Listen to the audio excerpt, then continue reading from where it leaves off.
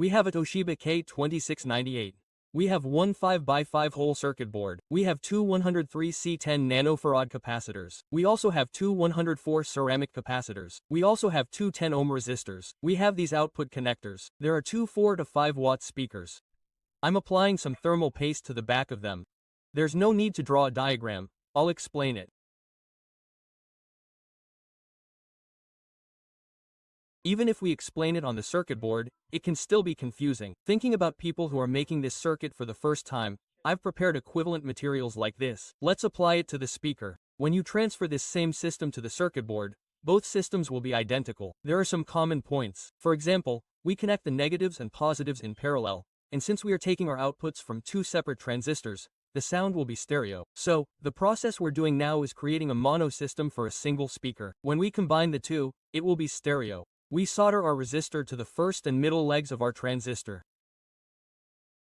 We also solder our 100 nanofarad 400 volt capacitor to the leg of the resistor here, to the first leg of our transistor. The other leg will remain free. We will provide the audio input from here, a 3.5 mm jack. Two channels of sound will be given to our system from these terminals. We leave one of the cables outside. Don't get confused. Let's think of this as negative and positive. We solder our negative cable to the last leg of our transistor.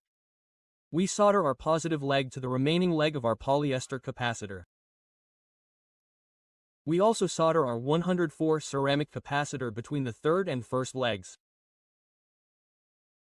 Let's also see how we will connect the speaker to the system. I connected a wire to the negative terminal. I'm bringing this wire over and soldering it to the middle leg of our transistor. You can power the system with a voltage between 9 and 12 volts. We clamp our black probe to the negative side, that is, the last leg of our transistor.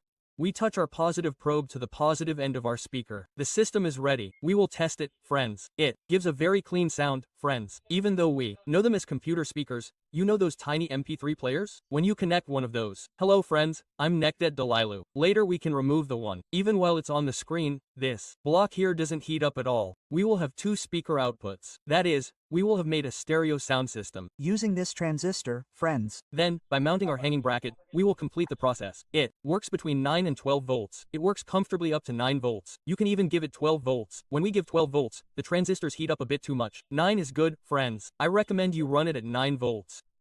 Let's lower the volume. It's very good, friends. We have a stereo sound system. As I said from the beginning, besides the sound integrated circuits we are used to, if you have these transistors lying around, you can make nice sound systems using 3 components.